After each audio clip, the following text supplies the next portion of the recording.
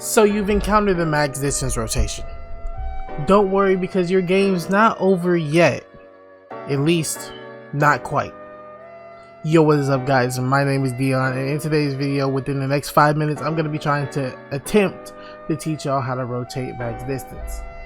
This is in no way easy in any way, shape, or form, but let's hop into it with the first tip, which is don't white line it. Now, for those of you guys who don't know, white lining is just following the white line that shows you directly where zone is and going straight on that path. It's not the best idea, although it is the fastest. You always want to look around and survey your options. The fastest way is never really the best way, and we'll get into that later. Now, instead, take the alternative option and look at the edge. A lot of people aren't going to be positioned on the edge because, as we know, during the beginning of the game, the goal is to get a position in the middle of zone, or at least as close to the middle you can get without dying. So look around the edge. There's probably very few people, a few buildings you can go around. Try to snake your way around there, get to the slow side, and get in from where you're at.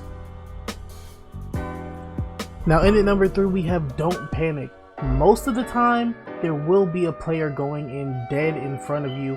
Wait for other players in front of you to rotate, see how they're taking it, what happens to them, where they're getting shot at from, who's near them, how players around them react, and then slowly follow behind them. Now, if it's a free kill, obviously you can capitalize on that, but try to use their builds and what they do to get in zone, and maybe you can get over them and even get a better position than they have. Now, in at number 4, we have a stretch, but use the storm to your advantage.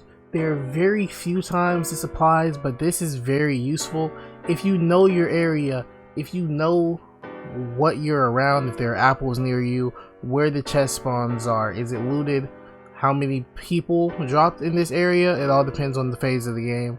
But if you know little things like the fishing spots, you can use the storm to get around and possibly get to a better side of the map without even losing but maybe 20 HP, if any. As I said, this won't be used that often, but when you can, this has saved me from taking a lot of placement points. It's made some of my tournaments. I advise learning the map. Now, number 4 and 5 go hand in hand, but use rotation items. Know where small movement items are. Fortnite is adding a lot of things like whirlpools. They're even possibly getting cars. So just know little things like that. And of course, we have launch pads that are still readily available. Just know what's around you and what you can use. Always be aware of what's in your inventory. You might even have the shockwave launcher and completely forgot about that. So just use little things like that to your advantage. It makes these rotations 10 times easier. In at number 6, we have read your environment. Now, this one is a little tricky and it takes time to learn, but once you learn it, it almost works all of the time. Now, what I mean by read your environment is look around you. Look for people who have your rotation, who aren't moving, who aren't necessarily trying to make a play. Just listen carefully. And those are usually the kids that have launch pads in their inventory. Those are usually the first people to place them. You kind of just look around, look for kids who aren't planning to rotate.